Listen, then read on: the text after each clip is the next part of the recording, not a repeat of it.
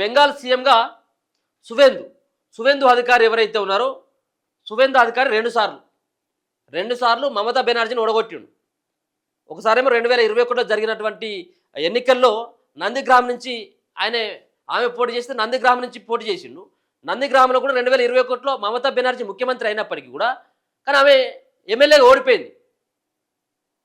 ఎమ్మెల్యేగా అక్కడి నుంచి ఓడిపోయింది నందిగ్రామ్ నుంచి. దాని తర్వాత భవానీపూర్ మొన్న జరిగినటువంటి ఫలితాలు వచ్చినాయి కదా. సో మొన్న జరిగినటువంటి ఎన్నికల్లో కూడా భవానీపూర్లో మమతా బెనర్జీ పోటీ చేస్తే మళ్ళీ అక్కడికి వచ్చిండు సువేందు అధికారి. మళ్ళీ నేను సీఎం పైన పోటీ చేస్తాను సీఎం పైన పోటీ చేసిండు. 2 సార్లు ఆమెను ఓడగొట్టడం జరిగింది. ఆయనకే బీజేపీ పార్టీ పట్టం కడతా ఉన్నది. అంటే పశ్చిమ బెంగాల్లో మొదటిసారిగా బీజేపీ ముఖ్యమంత్రిగా సువేందు అధికారి ఉండబోతున్నాడు. బెంగాల్ సీఎం సువేందు బీజేపీ శాసనసభ పక్ష నేతగా ఎన్నిక ప్రకటించిన కేంద్ర మంత్రి అమిత్ షా గవర్నర్ను కలిసి ప్రభుత్వం ఏర్పాటుకు అనుమతించాలని కోరిన సువేందు నేడు కోల్కతాలో ప్రమాణ స్వీకారం చేయబోతా ఉన్నాడు.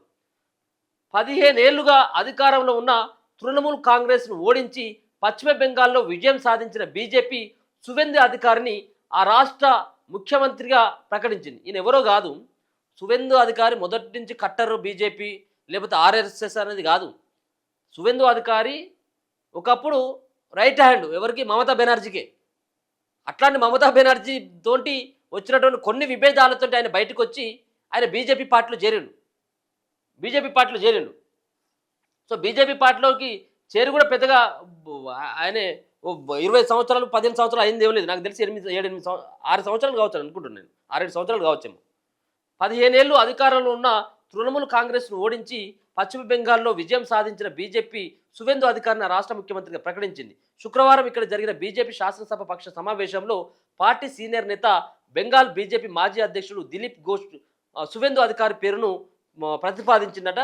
ఈ భేటీకి కేంద్ర హోంమంత్రి అమిత్ షా పరిశీలకుడుగా, ఒడిశా ముఖ్యమంత్రి మోహన్ చరణ్ సహా పరిశీలకుడుగా హాజరయ్యారు. సమావేశం అనంతరం పశ్చిమ బెంగాల్ బీజేపీ శాసనసభ పక్ష నేతగా సువేందు అధికారి ఎన్నికైనట్టు అమిత్ షా ప్రకటించారు.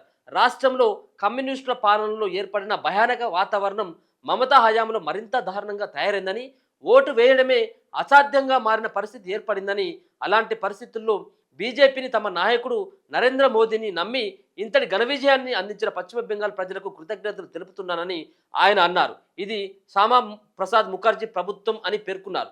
సువేందు అధికారి కూడా భావోద్వేగంతో ఇది బోయౌట్ భరోసా ఇన్ సమయం అని వ్యాఖ్యానించారు. అంటే భయం పోయి నమ్మకం రావాలి అనే సమయం వచ్చిందని దీని అర్థం.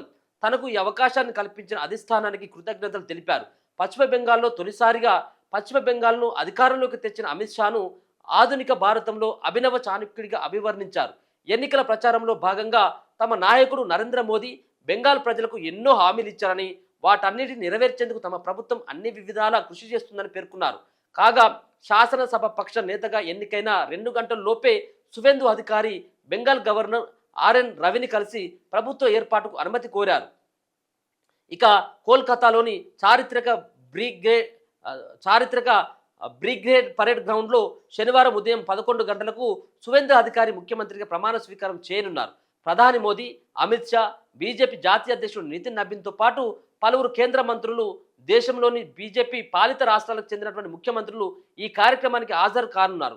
అలాగే ఉప ముఖ్యమంత్రులుగా అసన్సోల్ దక్షిణ నియోజకవర్గం నుంచి ఎన్నికైన అగ్నిపాత్ర మిల్, అలాగే సిలిగురి నుంచి గెలిచినటువంటి శంకర్ ఘోష్ను నియమించాలని అధిష్టానం భావిస్తున్నట్లు తెలపడం జరిగింది. సో మొత్తానికి ఈ యొక్క ప్రమాణ స్వీకారానికి 20 మంది, అంటే రాష్ట్రంలో దేశంలో ఉన్నటువంటి 20 మంది ముఖ్యమంత్రులు ఈ యొక్క ప్రమాణ స్వీకారానికి రాబోతున్నట్టుగా స్పష్టంగా అర్థమవుతా ఉన్నది. సో మొత్తానికైతే మాత్రం ఇవాళ 11 గంటలకి సువేందు అధికారి ముఖ్యమంత్రిగా ప్రమాణ స్వీకారం అయితే చేయబోతా ఉన్నాడు. సో ఒక ఆయన ఎవరైతే పార్టీ కోసం కష్టపడ్డాడో, పార్టీ కోసం కష్టపడ్డటువంటి వ్యక్తికి ఆ పదవి లభించడం జరిగింది.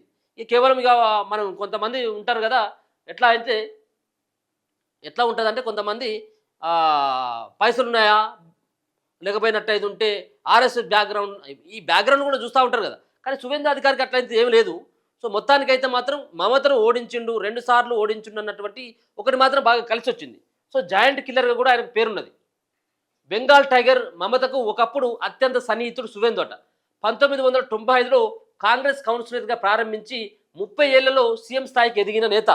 ఒకప్పుడు కమ్యూనిస్టులకు, ఆ తర్వాత తృణమూల్ పార్టీకి కంచుకోటగా ఉన్న పశ్చిమ బెంగాల్లో బీజేపీని బంపర్ మెజార్టీతో అధికారంలోకి తేవడంలో కీలక పాత్ర పోషించిన సువేందు అధికారి.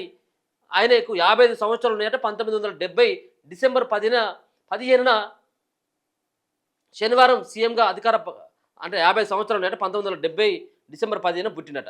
ఆయనే సీఎంగా అధికార పగ్గాలు చేపట్టబోతున్నారు. ఈ విజయం అంతా సులువుగా వచ్చింది కాదు. సువేందు రాజకీయ ప్రస్థానం నిన్న మొన్నటిది కాదు. 25 ఏళ్ల వయసులో రాజకీయాల్లోకి అడుగుపెట్టిన సువేందు అధికారి గడిచిన 30 ఏళ్లలో 3 పార్టీలు మారిండు. కాంగ్రెస్ కౌన్సిలర్గా మొదలుపెట్టి తృణమూల్ కాంగ్రెస్లో చేరి మమతకు అత్యంత సన్నిహిత అనుచరుడిగా ఎదిగి చివరికి బీజేపీలో చేరారు. గడిచిన 2 ఎన్నికల్లో మమతపై పోటీ చేసి 2 సార్లు నెగ్గి సత్తా చాటారు. ఈసారి తాను గెలవడమే కాదు, బీజేపీని అధికారంలోకి తేగలిగారు. సువేందు ఈ రోజు ఈ స్థాయిలో ఉండడానికి ప్రధాన కారణం ఆయన తాత కిరణ్ రామ్ వేసిన పునాది. స్వాతంత్ర సమరయోధుడైన కిరణ్ రామ్ ప్రజల్లో ఉన్న గౌరవాన్నే పునాదిగా చేసుకుని ఆయన కుమారుడు సువేందు తండ్రి శిశిర్ రాజకీయాల్లోకి అడుగుపెట్టారు. ఎమ్మెల్యేగా, ఎంపీగా, మన్మోహన్ సింగ్ హయాంలో కేంద్ర మంత్రిగా సుదీర్ఘకాలం రాజకీయాల్లో ఉన్నారు. తండ్రి కాంగ్రెస్లో ఉండడంతో 1995లో సువేందు ఆ పార్టీ నుంచే కాంతి మున్సిపాలిటీ కౌన్సిలర్గా పోటీ చేసి గెలుపొందారు. ఆ తర్వాత 3 ఏళ్లకే తన తండ్రితో పాటు మమతా బెనర్జీ ప్రారంభించిన తృణమూల్ కాంగ్రెస్ పార్టీలో చేరారు. 2001 నుంచి 2006 దాకా తన తండ్రి ఎమ్మెల్యేగా ఉన్న కాంతి నియోజకవర్గం నుంచి 2006లో సువేందు పోటీ చేసి గెలుపొందారు. పశ్చిమ బెంగాల్ రాజకీయాల్లోనే కాదు, ఆధునిక భారత చరిత్రలోనే భూసేకరణకు వ్యతిరేకంగా జరిగిన అతిపెద్ద పోరాటాల్లో ఒకటైన నందిగ్రామ్ ఉద్యమంలో కీలక పాత్ర పోషించి నందిగ్రామ్ హీరోగా పేరు సంపాదించారు. 2009లో పార్టీ ఆయనకు తుమ్లుక్ లోక్సభ నుంచి టికెట్ ఇచ్చింది. ఆ ఎన్నికల సువేందు ఏకంగా 1,73,000 మెజార్టీతో విజయం సాధించారు. ఈ విజయం ఆయన్ను రాష్ట్ర స్థాయి నాయకుడిని చేసింది. తుమ్లుక్ నియోజకవర్గంలో ఆయన వేసిన పునాది ఎంత బలమైందంటే ఆయన తమ్ముడు దీప్యేందు కూడా ఆ తర్వాత కాలంలో అదే నియోజకవర్గం నుంచి ఎంపీ అయ్యారు. 2016 దాకా ఎంపీగా ఉన్న సువేందును మమత మళ్లీ రాష్ట్ర రాజకీయాలకు తీసుకొచ్చారు. ఆ ఏడాది నందిగ్రామ్ నుంచి ఎమ్మెల్యేగా పోటీ చేయడానికి టికెట్ ఇచ్చారు. ఆ ఎన్నికల్లో ఆయన ఘన విజయం సాధించారు. మమత క్యాబినెట్లో రవాణా మంత్రి అయ్యారు. అయితే ఇలా జాతీయ రాజకీయాలకు వెళ్ళి మళ్లీ రాష్ట్ర రాజకీయాలకు వచ్చే గ్యాప్లో పార్టీలో మమత మేనల్లుడు అభిషేక్ బెనర్జీ పట్టు పెరిగిందని 2006 నుంచి 2020 నడుమ సువేందుకు అభిషేక్ పడలేదని చెబుతారు. ఫలితంగా 2020లో సువేందు మంత్రి పదవికి పార్టీకి రాజీనామా చేసి బీజేపీలో చేరారు. 2021లో జరిగిన ఎన్నికల్లో నాందిగ్రామ్ నుంచి, 2026 భవానీపూర్ నుంచి మమతాపై పోటీ చేసి 2 సార్లు గెలుపొందారు. 2021 నుంచి 2026 దాకా బెంగాల్ అసెంబ్లీలో విపక్ష నేతగా ఆయన వ్యవహరించడం జరిగింది. 2020లో జాయిన్ అయింది బీజేపీలో. 2020లోనే అంటే అంత కొట్టేది ఉంటే 6 సంవత్సరాలు అవుతుంది ఆయన బీజేపీలో చేరి. 6 సంవత్సరాల్లోనే ఆయన ముఖ్యమంత్రి అయిపోయాడు. అంటే 25 సంవత్సరంలోనే రాజకీయ అరంగేట్రం చేసి అంటే 3 పార్టీలు తిరిగిండు. కాంగ్రెస్లోకి తిరిగిండు, కాంగ్రెస్లో ఆయన ఎమ్మెల్యే అయిపోయాడు. అలాగే మరో పక్కన తృణమూల్లో మంత్రి అయిపోయాడు, రవాణా మంత్రి. అలాగే బీజేపీ పార్టీలోకి వచ్చి ఆయన ప్రతిపక్ష నేతగా ఉండడమే కాదు, ఇప్పుడు ఆయన ఒక ముఖ్యమంత్రిగా ఆయన ప్రమాణ స్వీకారం చేయబోతా ఉన్నాడు. సో ఇది ఆయన యొక్క బ్యాక్గ్రౌండ్. సో అవినీతి ఆరోపణలు కూడా ఉన్నాయి ఆయన పైన. సువేందు అధికారి రాజకీయ ప్రస్థానంలో ఎన్నో ఘన విజయాలు ఉన్నాయో అంతే స్థాయిలో వివాదాలు, అవినీతి ఆరోపణలు కూడా ఉన్నాయి. 2013లో వెలుగు చూసిన 25,000 కోట్ల శారదా చిట్ ఫండ్ స్కామ్లో సువేందు పేరు ప్రముఖంగా వినిపించింది. ఆయన తనని బెదిరించి డబ్బులు వసూలు చేశారని శారదా గ్రూప్ యజమాని సుదీప్తా సేన్ ఆరోపించారు. సిబిఐ దీనిపై విచారణ జరిపింది కానీ సువేందుపై ఎలాంటి నేరాభియోగాలు నిరూపణ కాలేదు. 2014లో జరిగిన నారదా స్టింగ్ ఆపరేషన్లో నగదు తీసుకుంటూ వీడియో కెమెరాలకు చిక్కారనే ఆరోపణలు ఉన్నాయి. ఇది ఫేక్ వీడియో అని టీఎంసీ అప్పట్లో వాదించింది. అయితే ఆ వీడియోలు అసలైనవేనని, వాటిలో ఎటువంటి ఎడిటింగ్ జరగలేదని సెంట్రల్ ఫోరెన్సిక్ లాబొరేటరీ ధృవీకరించింది. ఆ వీడియోలో ఉన్నది తానో కాదో సువేందు ఎప్పుడు స్పష్టంగా చెప్పలేదు. దాని గురించి అడిగితే అదంతా ఒక రాజకీయ కుట్రని ఆయన కొట్టిపారేయడం జరిగింది. సో ఆయన పైన ఏ విధమైనటువంటి రాజకీయ బ్యాక్గ్రౌండ్ ఉందో అవినీతి బ్యాక్గ్రౌండ్ కూడా ఆ విధంగానే ఉన్నది. సో ఇక అది అవినీతి లేనిదే ఉన్నది. రాజకీయాల్లో ఉన్నటువంటి నాయకుల్లో దరిదాపుగా 60% పైన నేర చరిత్ర ఉన్నది. 60% మంది ఎమ్మెల్యేల పైన, మంత్రుల పైన నేర చరిత్ర, మర్డర్లు, మానభంగాలు చేసినటువంటి కేసులు కూడా ఉన్నాయి. చాలామంది మంత్రులు అయిన ఇట్లా వాళ్ళపైన కూడా ఉన్నాయి.